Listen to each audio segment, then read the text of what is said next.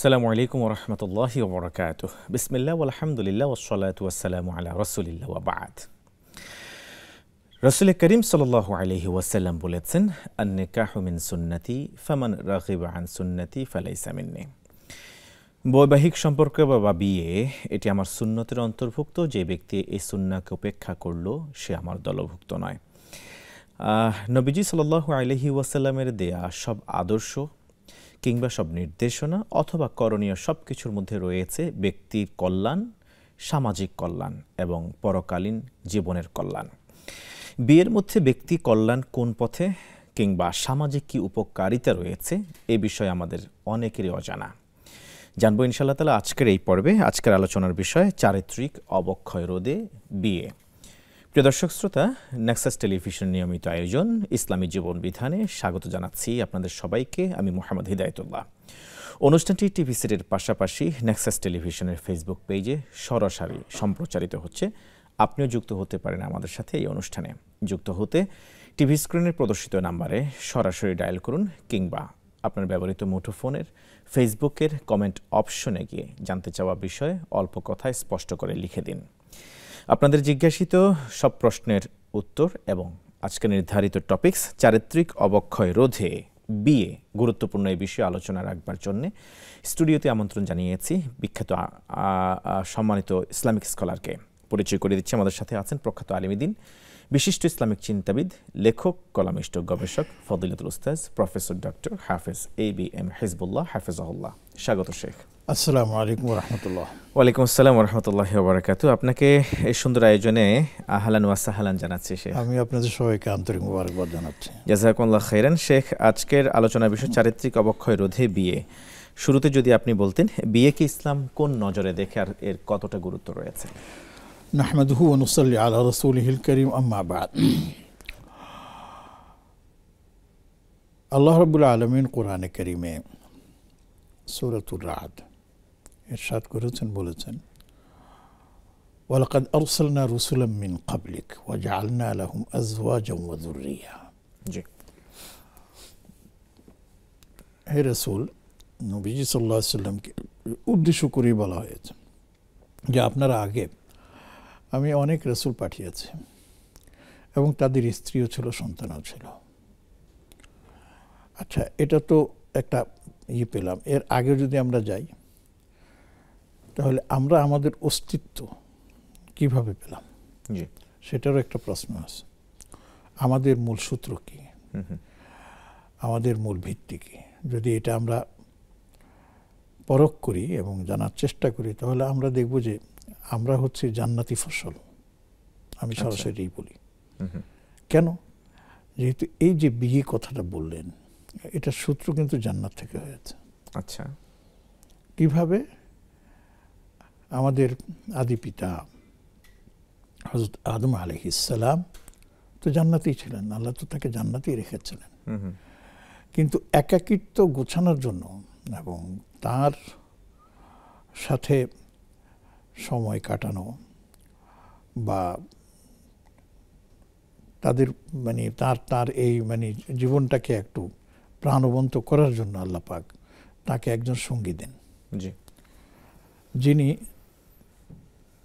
হাওয়া নামে পরিচিত, হাওয়া আলাইহিস সালাম। এবং তিনি ছিলেন আমাদের আদি পিতা আদম আলাইহিস সালামের স্ত্রী এবং তাদের উভয়কেই কিন্তু জান্নাতে রাখা হয়েছে। এবং এই যে স্বামী স্ত্রীর যে সম্পর্কটা, আদম আলাইহিস সালাম স্বামীর ভূমিকায় এবং হাওয়া আলাইহিস সালাম স্ত্রী ভূমিকায়, এই তাদের মধ্যে এই সম্পর্কটা গড়ে দিয়েছেন কে? আল্লাহ রাব্বুল আলামিন। কারণ আল্লাহ রাব্বুল আলামিনের একটা সিদ্ধান্ত ছিল যে তিনি দুনিয়াতে তার বিধি বিধান আহকামকে পরিচালিত করার জন্য তিনি প্রতিনিধি নিযুক্ত করবেন। ওয়া কুলনা লিল মালাইকাতি ইন্নী জাইলুন ফিল আরদি খলিফা। এই যে জাইলুন, অনেকে বলে যে পরামর্শ করেছেন, আল্লাহর কোন পরামর্শ দরকার নেই। জাইলুন দিয়ে বোঝানো হয় সিদ্ধান্ত নিয়েছে। এখন সিদ্ধান্তটা আসবে কিভাবে? এবং বলেছেন দুনিয়াতে, পৃথিবীতে। আর আদম আলাইহিস সালাম হচ্ছেন আসমানে, হাওয়া আলাইহিস সালাম হচ্ছেন আসমানে। তখন তাদেরকে দিয়ে ছোট্ট একটা যে আল্লাহ রাব্বুল আলামিনের নির্দেশ যেটা অমান্য করার কথা বলা হয়েছে, সে ধরনের একটা ঘটনা ঘটে গেছে। আল্লাহ রাব্বুল আলামিন কোরআন কারীমে সেটা বলেছেন যে তোমরা জান্নাতে বসবাস করো, কিন্তু ওয়ালা তাকরাবা হাদিহি শাজারা, এই একটা গাছ আছে সব তোমাদের জন্য উন্মুক্ত, কিন্তু গাছের কাছে যাবা না, খাওয়া তো দূরের কথা।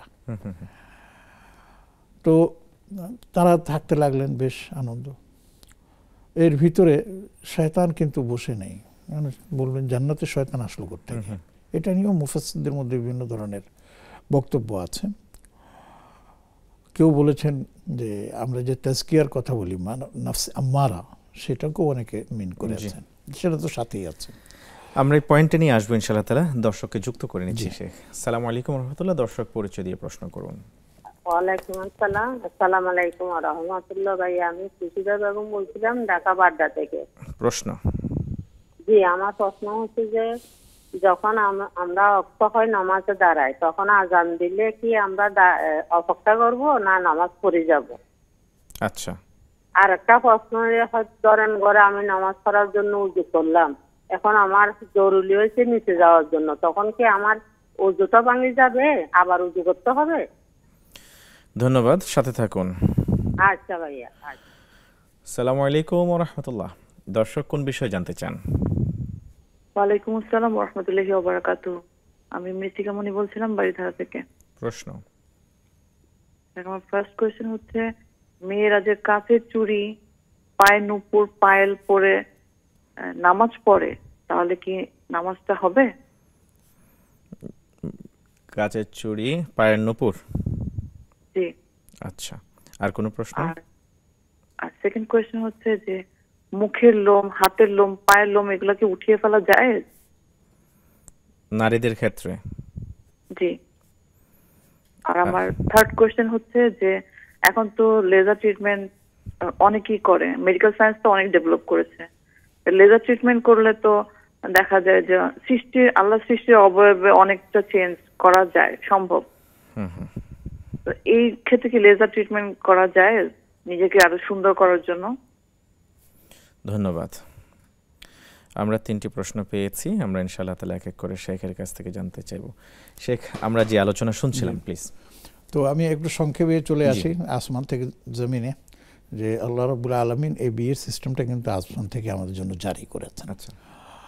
এবং সেটা আল্লাহ পাক তার নিজস্ব সিস্টেম অনুযায়ী হযরত আদম আলাইহিস সালাম এবং হাওয়া আলাইহিস সালামের মাধ্যমে একটা যেটা নিষিদ্ধ ছিল সেটা তারা করার কারণে আল্লাহ পাক তাদেরকে পৃথিবীতে পাঠিয়ে দেন, এবং পৃথিবীতে পাঠিয়ে দিয়ে আল্লাহ পাক তাদেরকে ক্ষমা সুন্দর দৃষ্টিতে দেখেন এবং তাদেরকে বলেন তোমরা এখানেই থাকো এবং এখানেই তোমরা তোমাদের জীবন যাপন করো, এবং দুজনকেই তাদের পারিবারিক যে সম্পর্ক সেটা পালন করার নির্দেশ দেন এবং সেটা চলতে থাকে। এবং এখান থেকেই হযরত আদম আলাইহিস সালাম এবং হাওয়া আলাইহিস সালাম স্বামী স্ত্রীর ভূমিকা গ্রহণ করেন, এবং তাদের মাধ্যমে পৃথিবীতে আপনার বনি আদমের সংখ্যা বাড়তে থাকে। এই জন্যই বনি আদম বলা হয়, আদম সন্তান। এটা ধারাবাহিকতা চলতেই আছে। তো মাঝে মধ্যে এটা কিছু ব্যতিক্রম ঘটেছে, মাঝে মাঝে ব্যতিক্রম ঘটেছে। সেই ব্যতিক্রম ঘটার কারণেই কিন্তু সমাজে আপনার স্থবিরতা বা আপনার কি জানি বলে অন্যায় এবং বিভিন্ন ধরনের অপকর্মের আপনার হয়েছে, এটার নাম কি প্রকাশ পেয়েছে। যেমন এলজিবিটি, লূত আলাইহিস সালামের সময় এটা বেরিয়ে আসছে। যেমন জিনা, অবৈধ কি জানি বলে আপনার সম্পর্কে স্থাপন করা, এগুলি পরবর্তীতে আপনার আস্তে আস্তে করে চলে আসে। এবং এটাও কিন্তু আল্লাহ রাব্বুল আলামিনের একটা বড় আপনার বিধান, যে এর মাধ্যমে আল্লাহ দেখতে চান, জানতে চান, বুঝতে চান। আল্লাহ তো জানেন সব কিছু, কিন্তু বাস্তব প্রমাণ করতে চান যে তার বান্দাদের মধ্যে কে তার বিধিবিধানকে মেনে চলার ব্যাপারে কঠিন, কঠোর, শক্তিশালী এবং মেনে চলে, আর কে সেটাকে আপনার কি করে আপনার সেটা উপেক্ষা করে। এখন এই যে বিয়ের কথা বলা হয়েছে, ইসলামকে এই জন্যই বলা হয়েছে যে বিয়ে করাটা সামর্থ্য যাদের আছে তার জন্য ফরজ, যাদের সামর্থ্য আছে তাদের জন্য ফরজ। ফরজ। আচ্ছা। এবং যাদের সামর্থ্য নেই তাদেরকে আল্লাহ রসুল বুদ্ধি শিখিয়ে দিয়েছেন, ইয়া মাশারাস শাবাব মান ইসতাতা মিনকুমুল বাআ ফালিয়াতাজাওয়াজ, তোমাদের যাদের সামর্থ্য আছে শারীরিক আর্থিক সবকিছু, তোমরা বিয়ে করো, বিয়ে করো। ফাইন্না ফিহি, তোমাদের জন্য এর মধ্যে রয়ে গেছে তোমার এই অন্যায় থেকে ফিরে আসার ঢাল, এবং ঢাল হিসাবে সেটা ব্যবহার করা হবে। আর যদি তা না পারো ফালাইকুমুস সিয়াম, তাহলে তোমরা রোজা রাখো। রোজা রেখে তোমাদের শারীরিক এবং দৈহিক যে চাহিদা আছে সেটাকে দুর্বল করে দাও।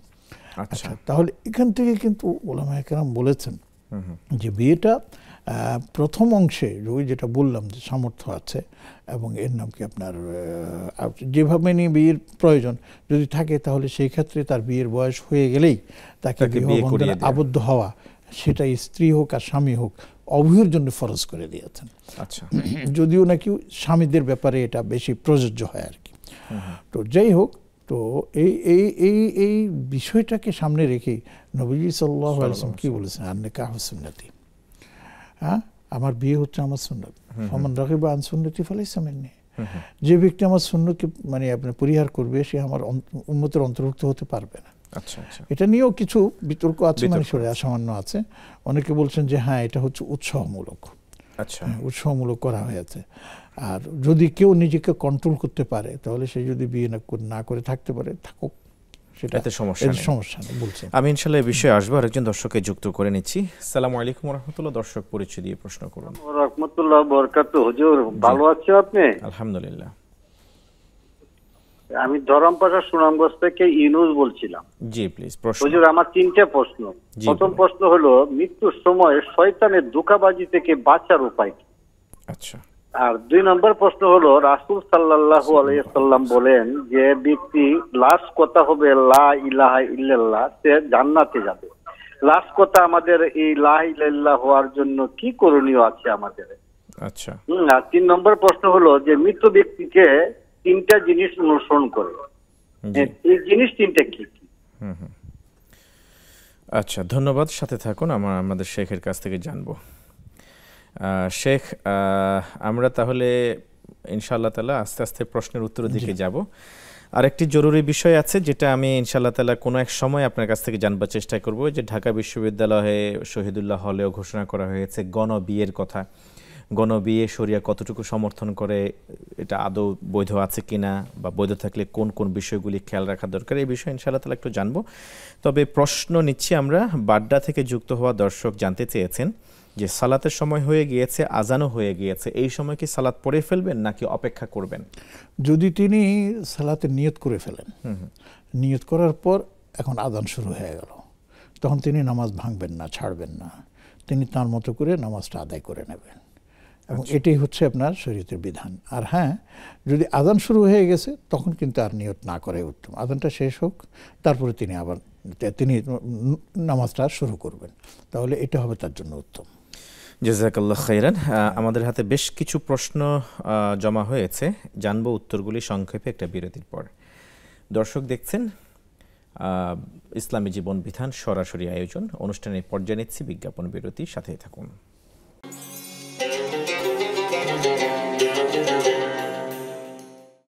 আসসালামু আলাইকুম ওয়া রাহমাতুল্লাহি ওয়া বারাকাতুহু। স্বাগত প্রিয় দর্শক শ্রোতা, আপনারা দেখছেন নেক্সাস টেলিভিশনের সরাসরি আয়োজন ইসলামী জীবন বিধান। গুরুত্বপূর্ণ আলোচনায় আজকে আমাদের সাথে আছেন ফজিলাতুল উস্তাজ প্রফেসর ডক্টর হাফেজ ABM হিজবুল্লাহ হাফেজাহুল্লাহ। স্বাগত শেখ। আমরা বিরতির আগে প্রশ্ন নিয়েছি 3 জন দর্শকের কাছ থেকে, প্রশ্নগুলির সমাধানে এবার আপনার কাছে জানতে চাইব। নামাজের অজু করা হয়ে গেছে, কোনো একটা প্রয়োজনে তিনি বাড়ির নিচে গিয়েছেন কিংবা বাইরে গিয়েছেন, এখন ফিরে এসে সেই আগের করা অজু দিয়ে সালাত পড়তে পারবেন নাকি নতুন করে অজু করতে হবে? আমাদের এটা জানা থাকতে হবে, এটা আমরা জানি যে এখন কতগুলি নিয়ম কানুন আছে। যেমন অজু করার যেমন কিছু নিয়ম কানুন আছে, তেমনিভাবে অজু ভঙ্গেরও কিছু নিয়ম কানুন আছে। সেই অজু ভঙ্গের যে নিয়মগুলো আছে, যে বিষয়গুলো আছে, বিভিন্ন কারণগুলো আছে, সেগুলো যদি পাওয়া না যায় তাহলে আপনি শুধু নিচে কেন আরও কোথাও যদি ঘুরে বেরিয়ে আসেন, অজু যদি থাকে তাহলে আপনি তা দিয়ে সালাত আদায় করতে পারেন, কোনো সমস্যা নেই। মাশাআল্লাহ। মৃত্তিকা মণি ঢাকা থেকে যুক্ত হয়ে জানতে চেয়েছেন যে কাচের চুড়ি মেয়েরা অনেক সময় পায়ের নুপুর পরে সালাত আদায় করতে দাঁড়ান, এভাবে সালাত হবে কিনা? অবশ্যই হবে, এতে কোনো সন্দেহ নেই, সমস্যা নেই। কখনো কখনো মুখের, হাতের, পায়ের লোম উঠাতে হয় নারীরা উঠান সৌন্দর্য বাড়ানোর জন্য, এই রকম লোম উপড়িয়ে ফেলা জায়েজ আছে কিনা? মেয়েদের জন্য এটা সুযোগ দেওয়া আছে। আধুনিক এই বিশ্বে লেজার ট্রিটমেন্ট করে বিউটিফিকেশনের জন্য সৌন্দর্য যদি বাড়ানো হয়, এতে কোনো দোষণীয় কিছু আছে? এটা তো শুধু খেয়াল রাখতে হবে যে সেই সৌন্দর্য বাড়াতে গিয়ে আল্লাহ রাব্বুল আলামিনের দেওয়া যে মানে ফ্যামিলি ফেস কাটিং বা ইত্যাদি আছে, এর মধ্যে যেন কোনো রকমের হাত না লাগে, এবং এটার মধ্যে যে পরিবর্তন করা এগুলি যেন না হয়। যেমন নাকি ভুক উঠানো, চোখের মনি এই করা, তারপরে আপনার অন্য অন্য বিষয়গুলো আছে, এগুলো যদি হয় তাহলে লেজার মানে ট্রিটমেন্ট হোক আর যেটাই হোক জায়েজ হবে না। এমনি যদি বলা হয় ট্রিটমেন্টের জন্য করা হয়েছে, তার সমস্যা হচ্ছে শারীরিক, দৈহিক, তাহলে সেই জন্য যদি এই ট্রিটমেন্ট করা হয় তাহলে সেটাকে আপনার ইয়ে করা হয়, প্রমোট করা হয়, এবং সেটাকে জায়েজ বলা হয়। সুনামগঞ্জ থেকে দর্শক ইউনুস যুক্ত হয়ে 3টি প্রশ্ন করেছেন। প্রথম প্রশ্ন হলো, মৃত্যুর সময় শয়তান ধোঁকা আর ওয়াসওয়াসা দিয়ে থাকে, এই ওয়াসওয়াসা থেকে বাঁচার উপায় কি? আপনি এই সে মৃত্যুর আগে শয়তান যেন আপনার ধারা কাছে আসতে না পারে সেই ব্যবস্থা করুন। তার মানে নিয়মিত আপনি জিকিরে বন্ধুরত থাকুন, নেক আমল করতে থাকুন, আল্লাহর কাছে পানাহ চাইতে থাকুন, আল্লাহর কাছে আপনি নিজেকে সমর্থ করে দেন, তাহলে আল্লাহই আপনাকে শয়তান থেকে হেফাজত করার ব্যবস্থা করে দেবেন। দ্বিতীয় প্রশ্ন হলো, কেউ যদি তার ইন্তেকালের আগে লা ইলাহা ইল্লাল্লাহ সর্বশেষ এই বাক্য উচ্চারণ করে ইন্তেকাল করেন, তিনি জান্নাতে যাবেন। এই লা ইলাহা ইল্লাল্লাহ সর্বশেষ বাক্য উচ্চারণ করবার জন্য কি করণীয়? আসলে এখানে যেটা আসছে হাদিসে, মান ক্বালা লা ইলাহা ইল্লাল্লাহ দাখালাল জান্নাহ, যে লা ইলাহা ইল্লাল্লাহ আপনার উচ্চারণ করবে সে জান্নাতে যাবে। এখানে এর অর্থ এই না যে মৃত্যুর সময় তাকে লা ইলাহা ইল্লাল্লাহ, অনেক সময় দেখা যায় যেমন বোবাকে লা ইলাহা ইল্লাল্লাহ উচ্চারণ করতে পারে। অনেক সময় দেখা যায় কারো জিহ্বার সমস্যা আছে বা কোনো কারণে তার বাকশাদ মানে রোধ হয়ে গেছে, তখন সে কী করবে? এখানে লা ইলাহা ইল্লাল্লাহর উপরে থাকে উচ্চারণের অর্থ হচ্ছে এই যে আপনার জীবনটা কি লা ইলাহা ইল্লাল্লাহর উপরে কেটেছে। আপনার জীবনটা যদি লা ইলাহা ইল্লাল্লাহর উপর কাটে এবং সেভাবে যদি আপনি জীবনকে পরিচালিত করেন, তাহলে আপনি নিশ্চিত থাকুন যে ইন্তেকালের সময় লা ইলাহা ইল্লাল্লাহ উচ্চারণ না হলেও আপনাকে লা ইলাহা ইল্লাল্লাহর উপরে মৃত্যু দেওয়া হবে ইনশাআল্লাহ। আসসালামু আলাইকুম ওয়া রাহমাতুল্লাহ। দর্শক পরিচয় দিয়ে প্রশ্ন করুন। ওয়ালাইকুম রাহমাতুল্লাহ। ওয়ালাইকুম আসসালাম ওয়া রাহমাতুল্লাহ। আমি পাবনা থেকে আব্দুল জব্বার বলছিলাম। জি, প্রশ্ন 3-4টি প্রশ্ন করব। প্রথম প্রশ্ন, যৌতুক দেওয়া এবং নেওয়া হারাম। অনেক মা বোনদের চেহারাটা আল্লাহ তো সুন্দর দেয় নাই, তাদের গার্জিয়ানরা যৌতুক না দিলে বিয়ে দিতে পারে না, এখন না দিয়ে বিক্রি করবে, সে বিষয়ে কিছু বলবেন হুজুর? জি। দ্বিতীয় প্রশ্ন, একটা প্রশ্ন হচ্ছে, আল্লাহ তো নারীদের কণ্ঠের উপর পর্দা জারি করছে, অথচ মোবাইলে আমাদের সাথে কথা বলে, মিডিয়াতেও আপনাদের সাথে কথা বলে। আচ্ছা, 3 নম্বর প্রশ্ন হুজুর, এই স্বামীর সাথে ঝগড়াঝাটি লাগে যে বিভিন্ন বিষয় নিয়ে, এই প্রশ্নোত্তর চ্যানেলে, বিভিন্ন চ্যানেলে তারা স্বামী কিভাবে বকা যায়, কি করে না করে, এই বিষয়গুলি এই মিডিয়াতে বলে, সারা বিশ্বই, সারা দেশের মানুষ জেনে যায়। আমি তো মনে করি এ নিয়ে আরো ঝামেলা বাঁধে। এ বিষয়ে 3টি প্রশ্ন। আসসালামু আলাইকুম ওয়া রাহমাতুল্লাহ। ওয়ালাইকুম আসসালাম। আসসালামু আলাইকুম ওয়া রাহমাতুল্লাহ। দর্শক পরিচয় দিন, কোন বিষয় জানতে চান? সংযোগ সম্ভবত বিচ্ছিন্ন হয়ে গেছে। আমরা প্রশ্নের উত্তর দিকে চলে যাব। সুনামগঞ্জ থেকে যুক্ত হওয়া দর্শকের আরও একটি প্রশ্ন ছিল। ইউনুস সাহেব জানতে চেয়েছিলেন, মৃত্যুর সময় মৃত্যুপথ যাত্রীকে বা দাফন করতে যাওয়া মৃত ব্যক্তিকে 3টি জিনিস ফলো করে থাকে, সেই 3টি জিনিস কি? 1 নম্বর হচ্ছে তার আত্মীয় স্বজন যারা দাফন কার্যে অংশগ্রহণ করে। 2 নম্বর হচ্ছে সম্পদ। 3 নম্বর হচ্ছে তার আমল। জি। দাফন করা শেষে তার আত্মীয় স্বজনও ফিরে আসে, তার সম্পদও ফিরে আসে, এবং সেই সম্পদ নিয়ে পরবর্তীতে তার ওয়ারিসদের মধ্যে সেটা বন্টন হয়। জি। আমলটা তার সাথে থাকে। আচ্ছা, এই হল। ধন্যবাদ। আসসালামু আলাইকুম ওয়া রাহমাতুল্লাহ। ওয়ালাইকুম আসসালাম ওয়া রাহমাতুল্লাহ। কোন বিষয় জানতে চান?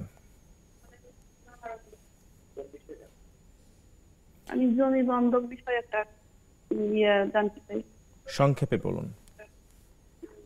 আমার স্বামীর ইনকামও ভালো, অনেক টাকা পয়সা ইনকাম করে। আমার মনে করেন হাত খরচের টাকা পয়সা দেয় না, তো আমি বাধ্য হয়ে 1,20,000 টাকা দিয়ে একটা জমি বন্ধক দেই। তা এটা জমিটা আবার আমি একজনকে আদি দিয়েছি, এটা হাদিস কতটা শরিয়া সম্মত? বন্ধকের নিয়ম কি কেমন, কিভাবে বন্ধক দিয়েছেন? এটা কোনো কন্ট্রাক্ট ছিল না, মানে যতটুকু ফসল হবে অর্ধেক ভাগ আমার দেয় আর কি, এটা দিয়ে আমি কি হাত খরচ চালাই। ফসল যা হবে তার খরচ যাওয়ার পরে যতটুকু টিকবে তার অর্ধেক আপনাকে দেয়া, এই তো? হ্যাঁ হ্যাঁ হ্যাঁ, এটা শরীয়তে এটা কতটা সম্মতি আছে? আপনার স্বামী কি দেশে থাকেন নাকি দেশের বাইরে থাকেন? দেশেই থাকে। আচ্ছা, ধন্যবাদ সাথে থাকার জন্য। আব্দুল জব্বার দর্শক পাবনা থেকে যুক্ত হয়ে প্রশ্ন করেছেন তিনটি। যৌতুক দেয়া নেয়া উভয়ই হারাম, কিন্তু কারো যদি চেহারা একটু মলিন হয় অথবা অসুন্দর হয়ে থাকে মানুষের নজরে, তাকে তো স্বাভাবিকভাবে বিয়ে দেয়া যায় না, বিয়ে বন্ধ থাকে। সেই সময় বিয়ে দিতে হলে এই নারীকে তখন যৌতুকের প্রয়োজন পড়ে, তাছাড়া বিয়ে হয় না। বাধ্য হয়ে এই যৌতুকের দিকে যেতে হয়, তখন কি করবে?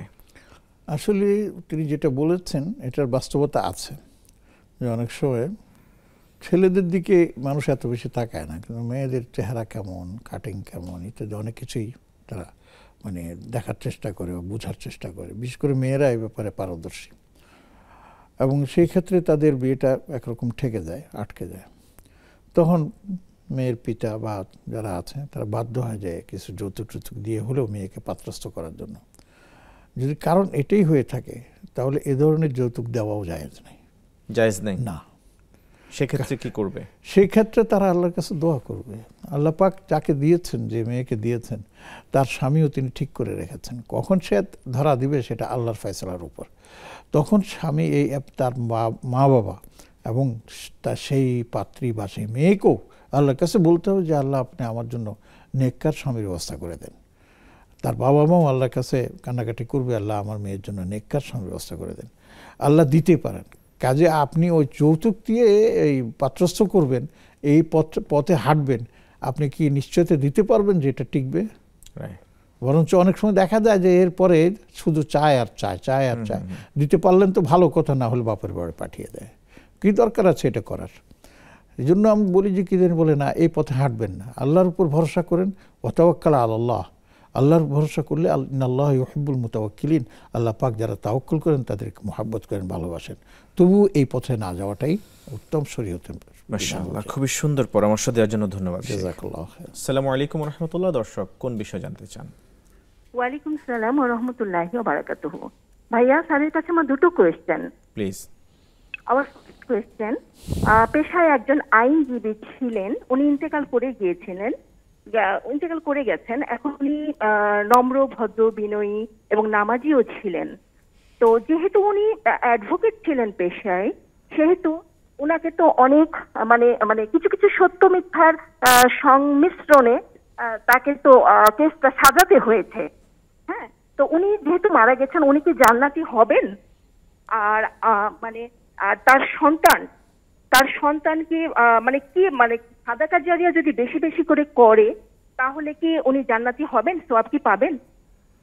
আর আমার সেকেন্ড কোয়েশ্চেন হচ্ছে যে একজন ফিমেল পারসন যিনি নিজে হামদ, নাত, ইসলামী গজল গান লেখেন এবং নিজে সুরও করে, তো কোনো জায়গায় ক্ষেত্র বিশেষে উনি নিজে পরিবেশনও করেন, মানে পর্দা রেখে। আর উনি কি এটা করতে পারবেন? আর উনি যেহেতু একটু এটা করেন, এই বিষয়টা একটু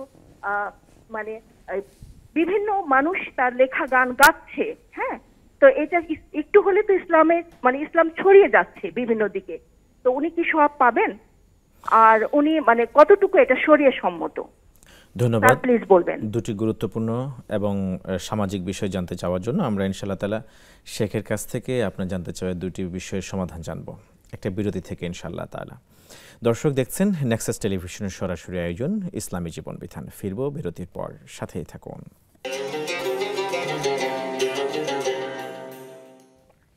আসসালামু আলাইকুম ওয়া রাহমাতুল্লাহি ওয়া বারাকাতুহু। ফিরে এলাম পূর্বের ধারাবাহিকতায়। আছেন প্রিয় দর্শক শ্রোতা নেক্সাস টেলিভিশনের পর্দায়, আপনারা দেখছেন ইসলামী জীবন বিধানের সরাসরি আয়োজন।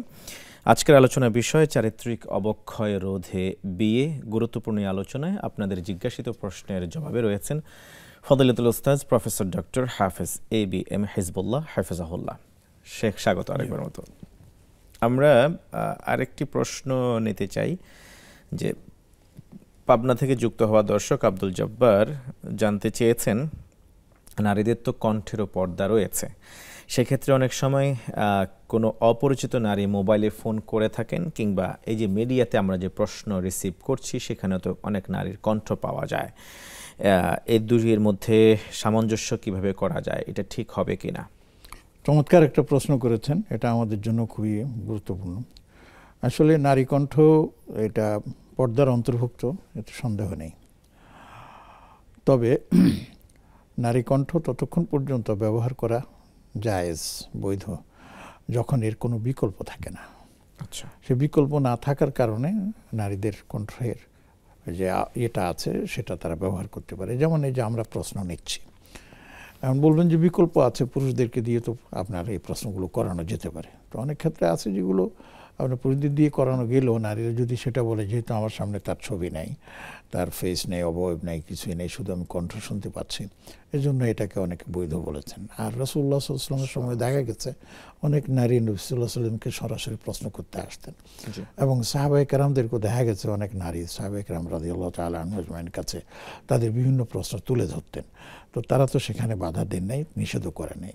অতএব এটাকে বলা হয় আরবিতে মাকাসিদুশ শরিয়ার মধ্যে পড়ে, আর দরুরাতু তাতাকাদ্দারু বিকদরি দরুরা। যখন একটা কাজ আসে তখন সেটা ততটুকু পর্যন্ত আপনার বৈধতা পায় যতটুকু এর প্রয়োজন।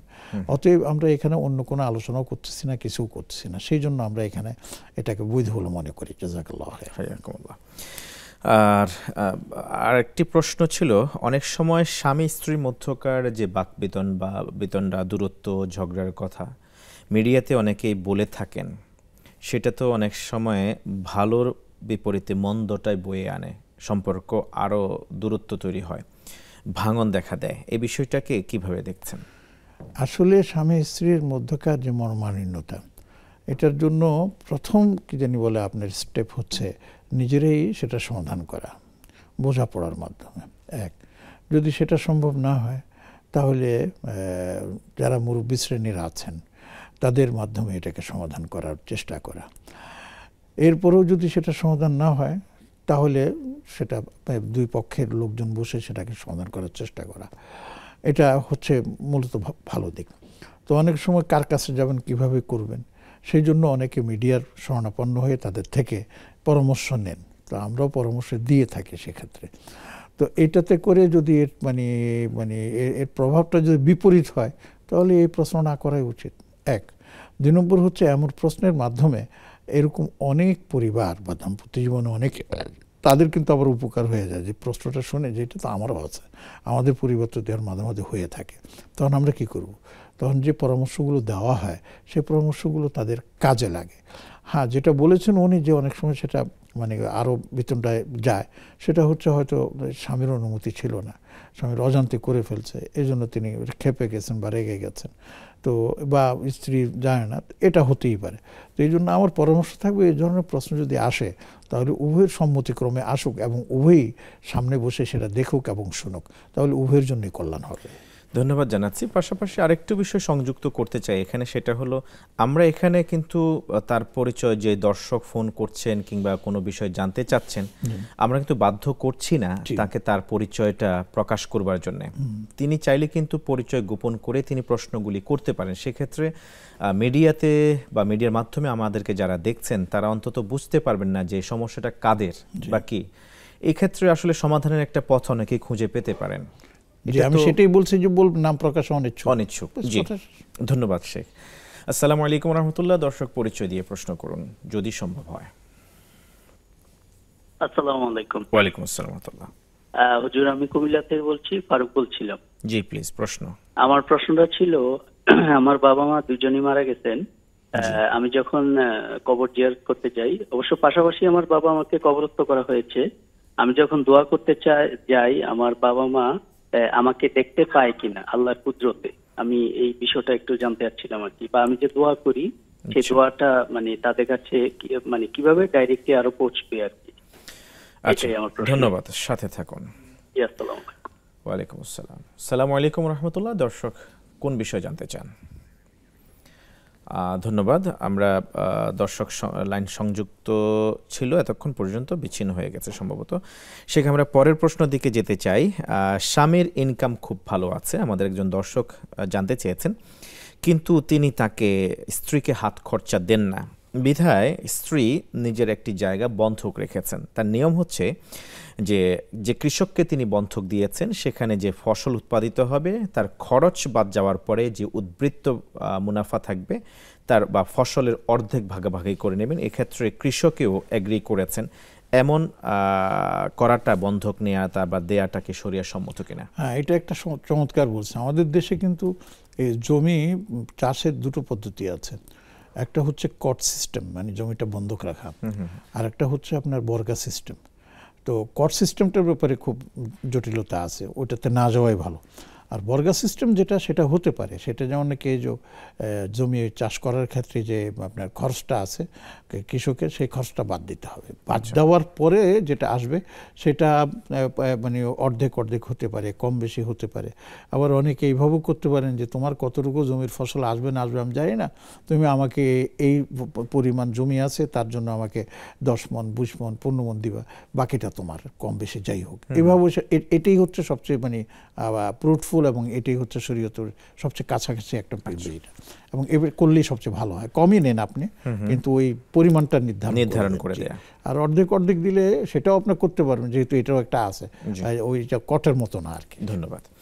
আসসালামু আলাইকুম রহমতুল্লাহ। দর্শক কোন বিষয় জানতে চান? এই সংযোগটি বিচ্ছিন্ন হয়ে গেছে। আমরা আরও একটি প্রশ্ন নিতে চাই। একজন দর্শক জানতে চেয়েছেন, আইনজীবী, তিনি বিচার ফয়সালার কাজে ছিলেন, মারা গিয়েছেন, নামাজি সত্যবাদীও ছিলেন, কিন্তু যখন তিনি রায় তৈরি করতে গিয়েছেন তখন হয়তো বা সত্য মিথ্যার আশ্রয় নিতে হয়েছিল। প্রশ্ন হলো, এইরকম ব্যক্তি জান্নাতে যাবেন কিনা, আর যদি তাকে জান্নাতের উপযুক্ত করবার জন্য সাদাকায়ে জারিয়ার ব্যবস্থা করেন পরিবারের সন্তানদের পক্ষ থেকে, সেটা করলে কি ওই আইনজীবী জান্নাতি হতে পারবেন কিনা? আসলে জান্নাতে যাওয়া না যাওয়া এটা নির্ভর করে সম্পূর্ণ আপনার ঈমান এবং আমলে সালেহের উপর। ঈমানদার তো আছেন, এবং বাকি থাকলো আমলে সালেহ। আমলে সালেহ মানে এমন কাজ করা যেটা শরীয়ত সম্মত, শরীয়তের বিধান সম্মত। আর আমরা যে সমস্ত বিভিন্ন মানে আপনার জব করে থাকি, পেশায় নিয়োজিত থাকি, বিচার কার্যালয় বা বিচার কার্যক্রম সেই জবেরই একটা অংশ, এবং সেখানে কি জানি বলে আপনার যারা অ্যাডভোকেট আছেন তারাও সেখানে একটা অংশ। পাশাপাশি আমি বলে দিই যে অ্যাডভোকেট যারা আছেন যে কোনো মামলা তারা পরিচালনা করতে পারেন না, তাদেরকে বুঝতে হবে এটার ম্যারিট কি, কতটুকু সত্য কতটুকু অসত্য। কেননা সত্য মিথ্যা মিলিয়ে আপনার এর নাম কি মামলা পরিচালনা করার মানে অনুমতি শরীয়ত দেয় না। আপনি সত্যি, এবং অনেক আমরা এরকম জানি যে ওরা যদি দেখেন যে না এখানে মিথ্যা আশ্রয় নেওয়া ছাড়া মামলা করা যাবে না, তখন তারা বাদ দিয়ে দেন, বলে যে আমি তোমারটা করতে পারবো না। ঠিক এমনিভাবে যখন বিচারক বিচার কার্য পরিচালনা করবেন, তিনি উভয় পক্ষের কথা শুনবেন, উভয় পক্ষের কথা শুনে তিনি রায় দিবেন। এই রায় দেওয়ার ক্ষেত্রে তিনি যেন ফরমায়েশি রায়ের মধ্যে না যান, তিনি যেন অন্যের দ্বারা প্রভাবিত না হন, এটা খেয়াল রাখতে হবে। দেখুন, রাসূল করিম সাল্লাল্লাহু আলাইহি সাল্লামের কাছে এরকম আপনার নিয়ে মামলা নিয়ে যাওয়া হতো, তো উনি উভয় পক্ষে শুনতেন, শোনার পরে একজনের পক্ষে রায় দিতেন। রায় দেওয়ার পরে বলে দিতেন, দেখো তোমাদের কথা শুনে আমি রায় দিয়েছি, এই রায়টা যদি তোমাদের কথার ভিত্তিতে উল্টো হয়ে যায় তাহলে দায়িত্ব তোমার না। আল্লাহু আকবার। আল্লাহ রাসূল সাল্লাল্লাহু আলাইহি ওয়াসাল্লাম এভাবে শিখিয়ে দেন। তো তিনি যদি তার বুঝ মতো তিনি সঠিকভাবে রায় দেওয়ার চেষ্টা করেন, এটাও আল্লাহর কাছে আপনার সাদকা হিসাবে কবুল হয়ে যাবে। আর যদি নিজের মানে ইচ্ছাকৃত করে, ইনশাআল্লাহ আল্লাহ মাফ করে দেবেন। কিন্তু ইচ্ছাকৃতভাবে যদি এদিক ওদিক করে ফেলেন, তাহলে সেটার জন্য আল্লাহর কাছে আপনারা দোয়া করতে থাকেন, যেহেতু মারা গেছে, যদি আল্লাহ যদি এরকম করে থাকেন তাকে আপনি মাফ করে দেন। এবং আপনার যে সাদকা জারিয়ার কথা বলেছেন, এগুলো দোয়া করতে বলেছেন, এগুলি সবই তার কাছে পৌঁছাবে ইনশাআল্লাহ।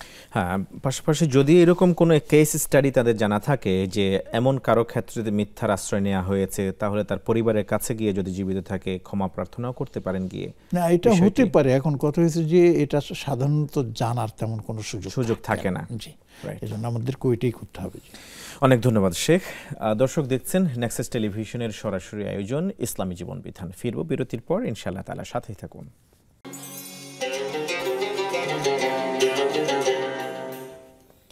আসসালামু আলাইকুম ওয়া রাহমাতুল্লাহি ওয়া বারাকাতুহু। স্বাগত আরও একবার মতো। দেখছেন নেক্সাস টেলিভিশনের সরাসরি আয়োজন ইসলামী জীবন বিধান। অনুষ্ঠানের আজকের আলোচনার বিষয় চারিত্রিক অবক্ষয় রোধে বিয়ে। গুরুত্বপূর্ণ এই আলোচনায় আপনাদের প্রশ্নের সরাসরি কোরআন সুন্নাহর আলোকে জবাবে আজকের স্টুডিওতে যুক্ত আছেন ফজিলাতুল উস্তাজ প্রফেসর ডক্টর হাফেজ ABM হিজবুল্লাহ হাফিজাহুল্লাহ। স্বাগত শেখ। আমরা আরেকটি প্রশ্ন নিচ্ছি। লিখতে পারেন তিনি খুব ভালো, তার গলার শক্তি অনেক ভালো, সুরও অনেক সুন্দর। বলছি নারীর কথা, প্রশ্ন করেছেন দর্শক। তিনি পর্দা সহকারে মাঝে মাঝে গান, মাঝে মাঝে অন্যভাবেও তিনি গান। অনেকে আবার তার লিখনি নিয়ে গান করেন, অনেকে উপকৃত হন। এই যে পেশায় তিনি আছেন, এটা সঠিক কিনা? যেহেতু নারী, এই জন্যই প্রশ্নটা একটি সংবেদনশীল। তার লেখার ব্যাপারে কোনো আপত্তি নেই, তিনি লিখতেই পারেন, কিন্তু কণ্ঠ নিয়ে আপত্তি আছে। আচ্ছা, তিনি যেখানে সেখানে সেই কণ্ঠ ব্যবহার করতে পারবেন না, কারণ সেই কণ্ঠের মূর্ছনায় অন্যরাও বিগলিত হওয়া স্বাভাবিক। সেটা পর্দার অন্তরালেই হোক বা চেহারা খোলা, তো প্রশ্নে ওঠে না। তো এই ক্ষেত্রে তিনি যেটা করতে পারেন সেটা হচ্ছে মেয়েদের নিজেদের যদি কোনো আপনার প্রোগ্রাম হয় যেখানে শ্রোতা সবই মেয়ে, সেই ক্ষেত্রে তিনি সেখানে খোলা আপনি গেয়ে শোনাতে পারেন, নাশিদ হোক, হামদ হোক, গজল হোক, সেগুলো শোনাতে পারেন। কিন্তু ছেলেদের কোনো প্রোগ্রামে নয়, বা ছেলে মেয়ে আছে সেখানে এ ধরনের প্রোগ্রামেও নয়। এমনকি তার কোনো কণ্ঠের রেকর্ডিংও যদি হয় সেটা মেয়েরা শুনতে পারবে, কিন্তু মুশকিল হলো ওই রেকর্ডিং হলে তো সেখানে ছেলেরাও শুনে। তো এ থেকে নিজেকে বাঁচানোটা অত্যন্ত জরুরি। সেজন্য শরীয়ত এবার সতর্কতা অবলম্বন করেছে। প্রয়োজনের খাতিরে বলা যায়, এবং তিনি লিখতে চান লিখুন, বলতে চান বলুন, কোনো আপত্তি নেই। তার লেখা গান যদি কোনো পুরুষ কণ্ঠে সেটা আবৃত হয় সেটা হতে পারে, সেটা কোনো সমস্যা নেই। সুন্দর। কুমিল্লা থেকে যুক্ত হওয়া দর্শক ফারুক জানতে চেয়েছেন, তার মা বাবাকে একসাথে কবরস্থ করা হয়েছে পাশাপাশি। তিনি মাঝে মধ্যে কবর জিয়ারত করতে যান, সেখানে দোয়া করতে যান। প্রশ্ন করেছেন দুই রকম। প্রথমটা হলো, তিনি যে এই কাজগুলি করছেন মা বাবার জন্য, মা বাবাকে সেটা দেখতে পান, বুঝতে পান কিনা। দুই নম্বর হলো, কিভাবে কত সহজে মা বাবার আমল নামায় সওয়াব পৌঁছানো যায়, দোয়া পৌঁছানো একবারে যায়। খুব সহজ ব্যাপার। আপনি প্রথমত এটা বিশ্বাস রাখবেন যে আপনি যে আমলগুলো করছেন, যে হাদিয়া আপনার বাবা মায়ের জন্য আপনি পেশ করতেছেন, সেটা অবশ্যই তাদের কাছে পৌঁছে যায়, এবং এটার দ্বারা তারা উপকৃত হন। তাদের মর্তবা সেখানে বাড়তে থাকে। যদি আল্লাহ না করুন শাস্তি থাকে, শাস্তির কমতে থাকে, এক নম্বর। আর দুই নম্বর হচ্ছে যে আপনি বলতেছেন যে সার্বক্ষণিক এটা কীভাবে পৌঁছানো যায়। আমি উত্তরে বলবো যে দেখুন, আল্লাহ পাক তাদের মাধ্যমে আপনাকে এই পৃথিবীতে পাঠিয়েছেন। অতএব আপনি যে কোনো আমল করতেছেন তার একটা অংশ কিন্তু তারা এমনিতেই পেয়ে যাচ্ছে। হ্যাঁ, এর পাশাপাশি যদি আপনি কোরআনে কারীম খতম পড়েন, আপনি নফল সালাত আদায় করেন, তারপরে আপনি তাদের জন্য আলাদা কোনো দান সাদাকা করেন, সেটা অতিরিক্ত হিসাবে তাদের কাছে পৌঁছে যাবে ইনশাআল্লাহ। ইনশাআল্লাহ। নাদিয়া ইসলাম আইডি থেকে লিখেছেন, ফেসবুকে যুক্ত হয়ে, সিজদায় দোয়া করতে হয় 2 রাকাত বিশিষ্ট সালাতের মধ্যে কোন সিজদায় দোয়া করব? যে কোনো সিজদা আপনি করতে পারেন। প্রথম সিজদাও করতে পারবেন, দ্বিতীয় সিজদা করতে পারেন। এখানে কোনো সিজদার ব্যাপারে কোনো নির্ধারিত বলা হয় না যে প্রথমটাতে বলবেন না দ্বিতীয়টাতে বলবেন। আমরা যদি মূল আলোচনায় ফিরতে চাই শেখ, চারিত্রিক অবক্ষয় রোধে বিয়ে, আমরা প্রসঙ্গত এখন ঢাকা বিশ্ববিদ্যালয়ের শহীদুল্লাহ হলে আমরা আজকে জেনেছি যে গণবিয়ের আয়োজন করা হয়েছে। শরীর দৃষ্টিভঙ্গি কি? আসলে এটা একটা আবেগের হচ্ছে, বহিঃপ্রকাশ ঘটেছে। যারা এটা করেছে মনে করি যে ভালো নিয়তি তারা করেছে। কেননা এটা স্বাভাবিকভাবে দেখা যায় ইউনিভার্সিটিগুলোতে বর্তমানের যে পরিবেশ, দুঃখজনক করে সত্য, সেই পরিবেশটা উন্মুক্ত হয়ে গেছে। উন্মুক্ত মানে কি, আমার যা খুশি আমি তাই করবো, আপনি বাধা দেওয়ার কে? সেখানে যে আমি শরীয়ত মানি আর না মানি, একটা যে মানবিকতা আছে সেটাকেও অনেক সময় তারা ক্ষুণ্ণ করে ফেলে। এবং বড় কঠিন অবস্থা হচ্ছে যে তারা বলে যে আমার যা ইচ্ছা আমি তাই করবো, আপনি কেন বাধা দিতে আসছেন, এটা আমার অধিকার। এই অধিকার নিয়ে তারা LGBT, তারপরে আপনার ইনক্লুসিভ, তারপর অনেকগুলি বিষয় তারা সামনে নিয়ে আসে। তো যারা এটা করেছেন আমার মনে হয় তারা এটাকে একটু করার জন্য যে ঠিক আছে করবে, যখন করবা তো শরীয়ত সম্মতভাবেই করো, গুনাহ থেকে যেন বেঁচে যাও।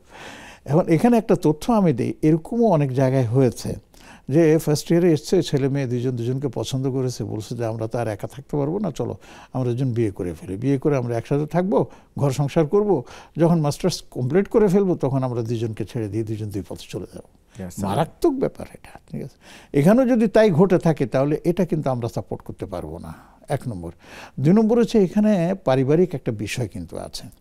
যদিও হানাফি মাযহাব মতে যে আপনার প্রাপ্তবয়স্ক ছেলে মেয়ে যদি হয় তাহলে তাদের জন্য আপনার পরিবারের মানে ইয়ের দরকার হয় না, মানে অনুমতির দরকার হয় না।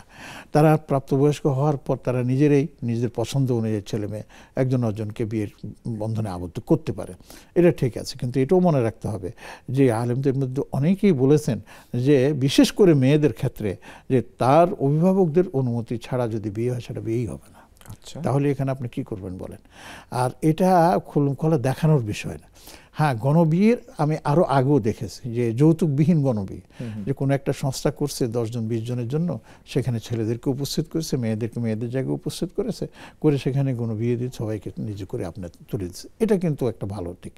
তো এখন ঢাকা শহীদুল্লাহ হলে যেটা হয়েছে ঢাকা ইউনিভার্সিটিতে এভাবে কিন্তু অন্যান্য কেন হবে?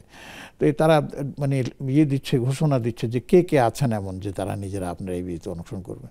তখন ছেলেও এগিয়ে আসতেছে, মেয়েও এগিয়ে আসতেছে, তাকে পছন্দ করতে ওকে পছন্দ করতেছে, পারিবারিকভাবে তার কোনো খোঁজ খবর আছে কিনা এটা আমরা জানি না। তো এই ক্ষেত্রে আমি বলবো যে আপনারা এভাবে করতেছেন কোনো আপত্তি নেই, কিন্তু এটাকে আরও সুন্দর করে সাজিয়ে গুছিয়ে করুন। এভাবে ওপেনলি দিয়ে একবারে অনেক সময় ফেসবুকে দিয়ে দিচ্ছে বা বিভিন্নখানে দিয়ে দিচ্ছে, এটা কিন্তু ঠিক হচ্ছে না। এতে করে ভালো হওয়ার যতটুকু হবে মনে হয় যেন তার চেয়ে তারা খারাপও হয়ে যেতে পারে। আল্লাহ আমাদেরকে হেফাজত করুন। আমিন সুম্মা আমিন। অনেক অনেক ধন্যবাদ জানাচ্ছি শেখ। চারিত্রিক অবক্ষয় রোধে বিয়ের নানান দিক নিয়ে আলোচনা করেছেন। আজকে বেশ কিছু জটিল ও কঠিন প্রশ্নের সহজ উত্তর দিয়েছেন কোরআন এবং সুন্নাহর আলোকে। রব্বে কারীম আল্লাহ তাআলা আপনাকে সবটুকুন কাজের জন্য উত্তম প্রতিদান দিন। আমিন ইয়া রাব্বাল আলামিন। প্রিয় দর্শক শ্রোতা, এতক্ষণ পর্যন্ত আপনারা দেখছিলেন নেক্সাস টেলিভিশনের সরাসরি আয়োজন ইসলামী জীবন বিধান। আমরা বিয়ের সামাজিক উন্নতি এবং ব্যক্তিক উন্নতির দিকগুলি নিয়ে আমরা কথা বলেছি, শুনেছি কোরআন এবং সুন্নাহর আলোকে। আসুন আমরা বিয়েটাকে সহজ করে দেই। বিয়ে করতে বা করার পথে যত অন্তরায়, যত বাধা বিপত্তি আছে এগুলোকে আমরা দূর করে ফেলি। যৌতুকবিহীন বিয়ের দিকে আমরা সবাই সোচ্চার হই এবং আওয়াজ তুলি। রব্বে কারীম আল্লাহ সুবহানাহু ওয়া তাআলা সামর্থ্যবানদেরকে সুন্দর সুষ্ঠুভাবে পারিবারিক বন্ধনের মধ্য দিয়ে বিবাহ বন্ধনে আবদ্ধ হওয়ার তৌফিক দান করুন, এবং এই বিয়ে বন্ধন যেন হয় সামাজিক, চারিত্রিক, ব্যক্তিগত সব ধরনের অবক্ষয় রোধে অন্যতম হাতিয়ার। আল্লাহ তাআলা আমাদের তৌফিক দান করুন। প্রত্যেকের সুস্বাস্থ্য ও দীর্ঘায়ু কামনা করে নেক্সাস টেলিভিশনের সরাসরি আয়োজন ইসলামী জীবন বিধান আগামী পর্ব দেখার উদাত্ত আহ্বান জানিয়ে আজকের মতো এখানে শেষ করছি। সুবহানাকাল্লাহুম্মা ওয়া বিহামদিকা আশহাদু আল্লা ইলাহা ইল্লা আনতা আস্তাগফিরুকা ওয়া আতুবু ইলাইক। ওয়াসসালামু আলাইকুম ওয়া রাহমাতুল্লাহি ওয়া বারাকাতুহু।